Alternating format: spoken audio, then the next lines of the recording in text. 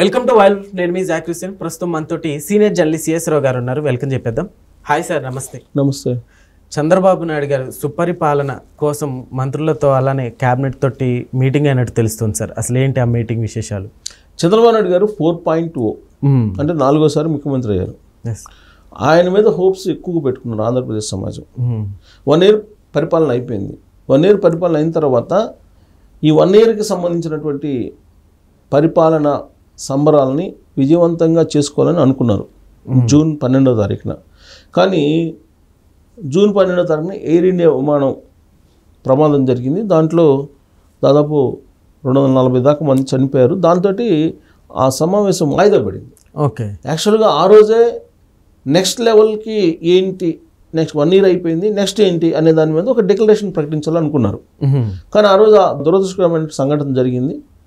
ఆ సంఘటనతో యావత్ భారతదేశం నీకు విషాదంలోకి వెళ్ళిపోయింది. సో దాంతో ఈ సమావేశాన్ని వాయిదా వేసుకున్నారు 12వ తారీఖున. ఏడాది పాలన మీద పెద్ద ఎత్తున విజయవాడలో సమావేశాన్ని పెట్టాలనుకున్నారు. అది వాయిదా పడింది. అందుకే నెక్స్ట్ లెవెల్కి ఆంధ్రప్రదేశ్ని ఎలా తీసుకెళ్ళాలి, 1 year అయిపోయింది, ఈ 1 yearలో ఏమేం చేసాం, నెక్స్ట్ 4 years ఏం చేయాలి మనం అనే దాని మీద చర్చించడానికి మంత్రులు, తర్వాత కీలకమైన లీడర్లు, తెలుగుదేశం పార్టీలో ఉండే కీలక లీడర్లు, అధికారులు, వీళ్ళందరితోటి సమీక్ష సమావేశాన్ని చంద్రబాబు గారు పెట్టారు విజయవాడలో. సుపరిపాలన దిశగా మనం బ్లూ ప్రింట్ తయారు చేయాలి. ఈ సుపరిపాలన అనేది నెక్స్ట్ రాబోయేటువంటి 4 yearsలో ఏ విధంగా ఉండాలి, దానికి రోడ్ మ్యాప్ ఏంటి అసలు అనే దాని మీద ఆయన చర్చించబోతున్నారు. యాక్చువల్గా ఆయన విజన్ 2047 అలాగే 2029 అనే దాన్ని తయారు చేశారు. కాకపోతే దాన్ని ఇంప్లిమెంట్ చేయాలి అంటే ముందు అధికారులకు అర్థం కావాలి, పొలిటీషియన్స్కి అర్థం కావాలి, ఆ తర్వాత వాళ్ళు ప్రజలకి అర్థమయ్యేలాగా చెప్పాలి. దీనికి సంబంధించినటువంటి సమీక్ష ఒకటి.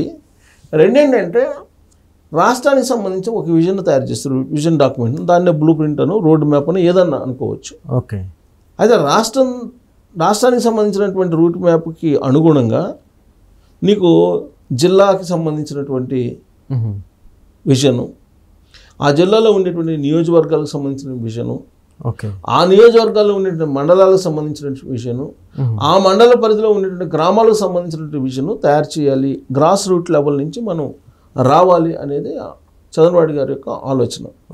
అందుకే మీరు అది తయారు చేయండి అని చెప్పి ఎమ్మెల్యేలు చెప్తున్నారు, అలాగే ఇన్ఛార్జ్ మినిస్టర్లు చెప్తున్నారు. వాళ్ళు ఆ రూట్ మ్యాప్ను తయారు చేస్తే దాన్ని ఇంప్లిమెంట్ చేయాల్సిన బాధ్యత అధికారుల మీద ఉంటుంది. ఆ నిధులు సమకూర్చడం అనేది రాష్ట్ర స్థాయిలో ఉండేటువంటి లీడర్ల మీద ఉంటుంది, పాలకుల మీద ఉంటుంది. సో ఈ రూట్ మ్యాప్ను తయారు చేసి సుపరిపాలన అందజేయాలి నెక్స్ట్ 4 years. 1 yearలో ఫస్ట్ 1 yearలో కొన్ని ఒకవేళ నిర్వహణ లోపాలు ఉన్నా, పాలనాపరమైన లోపాలు ఉన్నా వాటిని సరిదిద్దుకొని ముందుకు వెళ్ళాలి అనేది. ఇప్పుడు ఈ 1 yearలోనే ఆయన చేసినటువంటి పరిపాలన 100కి దాదాపుగా 90 మార్కులు వస్తాయి అని చెప్పి తెలుగుదేశం పార్టీ చేయించుకున్న సర్వేలో కానీ లేదంటే IVRS కాల్స్లో కానీ వ్యక్తమైనటువంటి అభిప్రాయం కింద చెప్తున్నారు. సో ఎందుకు మరి 90 మార్క్స్ వచ్చేంత పరిపాలన చంద్రబాబు గారు అందజేశారు ఈ 1 yearలో అని అంటే, యాక్చువల్గా చంద్రబాబు నాయుడు గారు బాధ్యతలు స్వీకరించే నాటికి రాష్ట్రం ఏ పరిస్థితిలో ఉంది, దాన్ని సరిదిద్దుకొని ఎలా రాగలిగారు అనేది ఒకటి. సో ఎలా రాగలిగారు? ఫస్ట్ అసలు జీతాలు ఇచ్చే పరిస్థితిలో లేదు ఆంధ్రప్రదేశ్. ఉద్యోగులకు జీతాలు 1వ తారీఖున పడనటువంటి పరిస్థితి. అలాగే సామాజిక పింఛన్లను 1వ తారీఖు ఇవ్వలేనటువంటి పరిస్థితి. ఉద్యోగుల బకాయిలు ఇవ్వలేని పరిస్థితి. ఫీజు రియంబర్స్మెంట్ ఇవ్వలేని పరిస్థితి. ఇలాంటి సిచ్యువేషన్లో ఆయన ఆంధ్రప్రదేశ్ ముఖ్యమంత్రిగా 4వసారి ప్రమాణ స్వీకారం చేశారు. చేసిన తర్వాత వెంటనే చేసిన పని ఏంటి? సామాజిక పెన్షన్లని ఇచ్చేశారు. 1వ తారీఖు సెలవు అయితే ముందు రోజు ఈ సామాజిక పెన్షన్లు ఇచ్చేలాగా ప్లాన్ చేశారు. వాలంటీర్లు లేకపోతే అసలు సంక్షేమ పథకాలు అమలు చేయలేము అనేటువంటి ఒక అభిప్రాయాన్ని తీసుకెళ్లారు సమాజం మీదకి వైఎస్ఆర్ కాంగ్రెస్ పార్టీ వాళ్ళు. కానీ వాలంటీర్ వ్యవస్థను రద్దు చేసి కంప్లీట్గా ఆ వాలంటీర్ వ్యవస్థ లేకపోయినప్పటికీ గ్రామ వార్డు సచివాలయాల సిబ్బందితోటి 1వ తారీఖున ఇళ్ళకి వెళ్ళి పెన్షన్లు అందజేస్తున్నారు. అది కూడా 4,000 రూపాయలు. గతంలో 2,750 రూపాయలు ఉండేది జగన్మోహన్ రెడ్డి గారు ఇచ్చేది. కానీ ఇప్పుడు 4,000 ఇస్తున్నారు. 4,000 అది కూడా 1వ తారీఖు సెలవు అయితే 30వ తారీఖు ముందు రోజు ఇస్తున్నారు. 30వ ఇస్తున్నారు. సో ఇలా ఇది ఒక అచీవ్మెంట్. తర్వాత సూపర్ 6 ఏవైతే ఉన్నాయో చంద్రబాబు నాయుడు గారు అనౌన్స్ చేసినాయి, ఆ సూపర్ 6లో ఆల్రెడీ ఉచిత సిలిండరు అమలు చేస్తున్నారు. తర్వాత 15,000 రూపాయలు తల్లికి వందనం అది అమలు చేస్తున్నారు. ఇక 1,500 రూపాయలు నెలకి ఆడబిడ్డలకి ఇవ్వాలి అనేది కూడా ఇప్పుడు మెటీరియలైజ్ అవుతుంది, తయారు చేస్తున్నారు.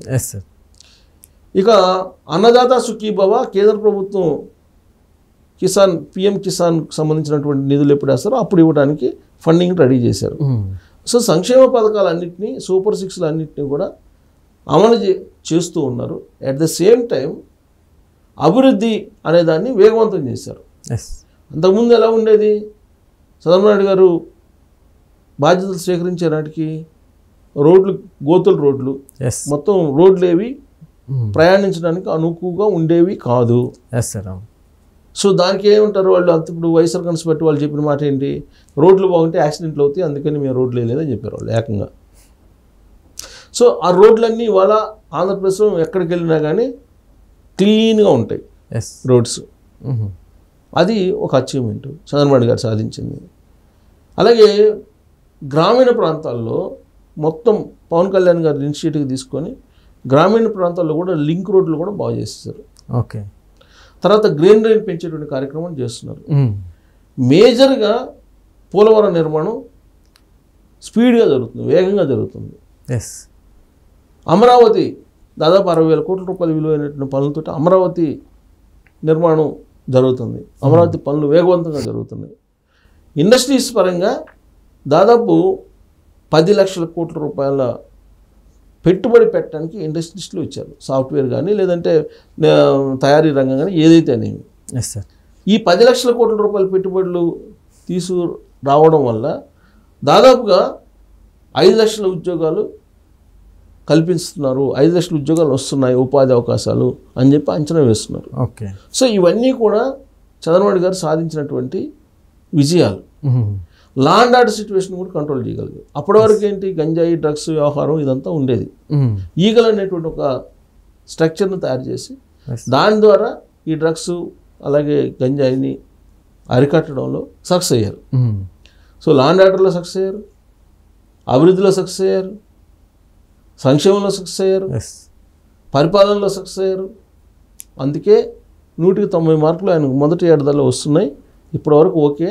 నెక్స్ట్ 4 years మనం దీనికంటే మెరుగ్గా చేయాలి కదా, పబ్లిక్ కూడా ఇంతకన్నా మెరుగైన పాలనని ఆశిస్తారు కదా, దానికి సంబంధించిన రూట్ మ్యాప్ను మనం తయారు చేయాలి, ఏం చేద్దాం అనే దాని మీద ఇప్పుడు సీరియస్గా చర్చిస్తున్నారు. ఓకే. రాబోయే రోజుల్లో జీరో కరప్షన్ అనేది పెద్ద ఛాలెంజ్. జీరో కరప్షన్ తోటి పరిపాలన సాగించాలి.